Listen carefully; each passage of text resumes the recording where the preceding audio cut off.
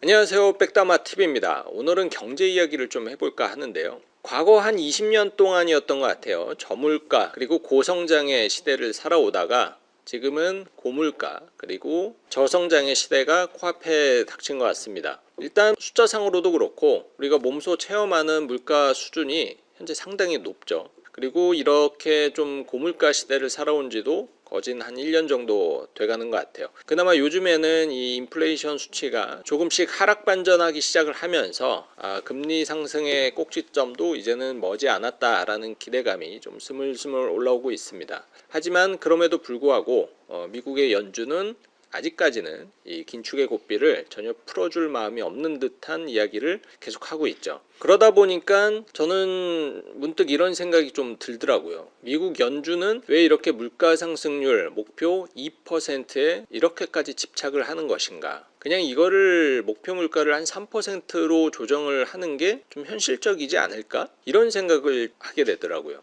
왜냐하면은 코로나 이후로 사실 세상이 굉장히 많이 변했거든요. 그동안 우리가 저물가를 누리면서도 성장을 계속 할 수 있었던 그런 배경에는 뭐 여러 가지가 있겠으나 기술 발전이 되면서 생산성이 굉장히 많이 향상이 됐고, 그리고 세계화 속에서 무역이 굉장히 활발했죠. 금융 시스템도 굉장히 안정적이었고요.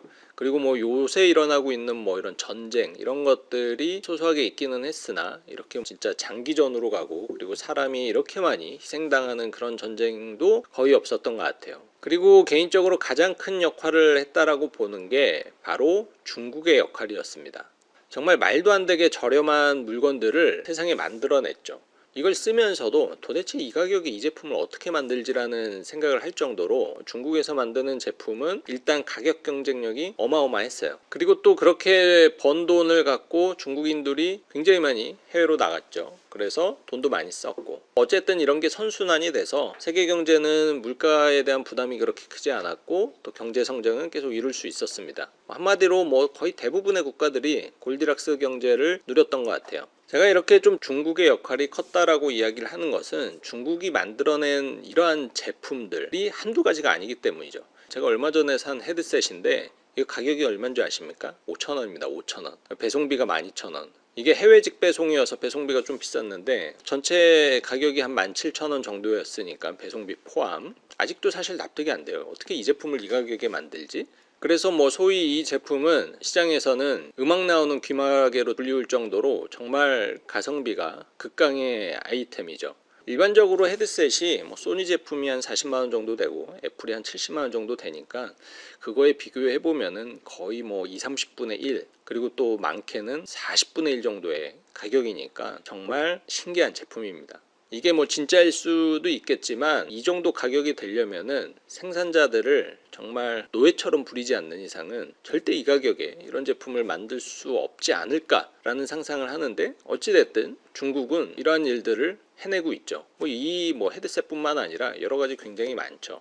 그러다 보니까는 중국 기업은 당연한 거고, 그 전부터 세계 글로벌 기업들이 중국의 공장을 다 쥐어대기 시작을 했죠. 그러니까는 제품은 계속적으로 발전하고 원자재 가격이 좀 오른다라고 하더라도 인건비에서 워낙 많이 세이브를 할 수 있다 보니까는 기업 입장에서는 제품 가격을 올리지 않고서도 꾸준하게 판매를 할 수가 있었고, 그러다 보니까 소비가 줄지 않고 되려 소비는 계속 늘어나는 효과를 얻을 수가 있었어요. 그러다 보니까 전체 매출은 올라갈 수밖에 없고, 그러면은 주가가 올라가는 거고, 자산 시장이 올라가면은 전반적으로 부동산까지 다 영향을 미치고 경제는 전반적으로 좋다라고 느낄 수밖에 없는 거겠죠. 그리고 뭐 지금처럼 보호무역이 뭐 득세해가지고 니 편 내 편 이렇게 가르지도 않았던 세상이었고, 그러니까 뭐 이런 것들이 종합적으로 맞물렸지만 그 중심에는 어찌됐든 중국의 역할이 굉장히 컸다. 그래서 과거 한 10년에서 20년 동안 소위 말하는 골디락스 경제를 이룰 수 있었던 것에 정말 많은 포지션을 차지하는 게 저는 중국의 역할이었다라고 생각을 하고 있습니다.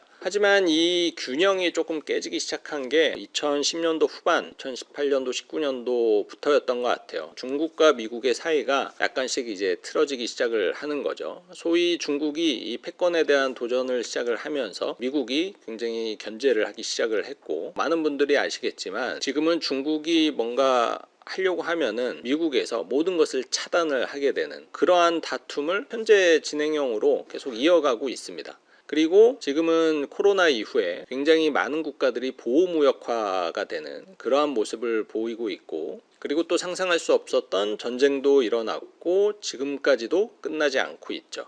그러니까 지금 경제 상황을 한마디로 좀 정리를 하자면은 정말 저렴하게 인건비를 쓸 수 있었던 어떤 공장이 좀 사라졌다라고 볼 수가 있고, 또 뭐 필요하면 살 수 있었던 뭐 제품, 원자재 이러한 것들이 이제는 굉장히 좀 정치적인 영향을 많이 받고 있죠. 소위 뭐 네 편 내 편 이렇게 편가르기 해가지고 내 편 아니면 안 팔고 뭐 이런 것들이 어느덧 굉장히 익숙한 일이 돼버렸고, 그러다 보니까는 시장 자체도 굉장히 쪼그라들었죠. 뭐 실제로 맥도날드, 스타벅스 이런 기업들은 러시아에서 다 철수했잖아요. 그만큼 어찌됐든 기업 입장에서는 시장이 줄어든 겁니다. 고객이 줄어든 거죠. 결과적으로 지금 세상은 굉장히 좁아졌고 생산 단가는 올라갈 수밖에 없는 그런 환경에 놓여져 있죠. 그래서 제가 생각하는 게 이 물가 상승률 2%라는 목표는 현재는 약간 불가능하다, 굉장히 허상에 가까운 목표다라고 생각을 할 수밖에 없고요. 그래서 저는 미국 연준의 이 목표 물가는 좀 잘못됐다라고 생각을 합니다. 뭐 이러한 주장은 사실 저뿐만 하는 게 아니고 뭐 아직 소수이기는 하나 미국의 경제학자의 일부들도 미국 연준이 목표 물가 상승률을 2.5에서 3% 정도 수준으로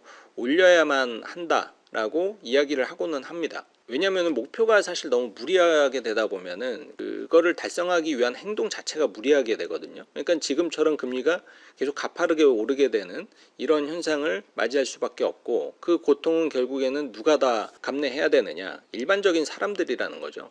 그런데 이 물가 목표를 조금 현실적으로 조정을 한다라면은 금리 인상 상승 속도라든지 그리고 금리 상단의 높이라든지 이런 것들이 조금은 숨통이 트일 수가 있기 때문에 지금 많은 사람들이 우려하는 경기 침체 우려를 조금은 벗어날 수가 있을 것이다라는 기대감으로 이 목표 수정에 대한 이야기가 조금씩 나오는 거죠. 물론 연준이 이러한 상황을 모르지 않겠죠. 물가 상승률 2%가 달성하기 어렵다 이런 상황을 모르지는 않을 텐데, 그럼에도 불구하고 그런 뉘앙스를 비치지 않는 것은 아직은 좀 시기상조라고 판단을 하고 있지 않을까라는 게 또 저의 생각입니다. 왜냐하면은 지금 자칫 그런 뉘앙스를 내비치면 지금도 이제 인플레이션이 조금 꺾인다라고 해가지고 주가가 꿈틀대고 뭐 자산 가치가 꿈틀대는데, 만약에 미국 연준이 목표 물가를 2.5, 3%로 올린다 이런 뉘앙스를 내비치면 당연히 금리 인상 끝났다, 금리 혹은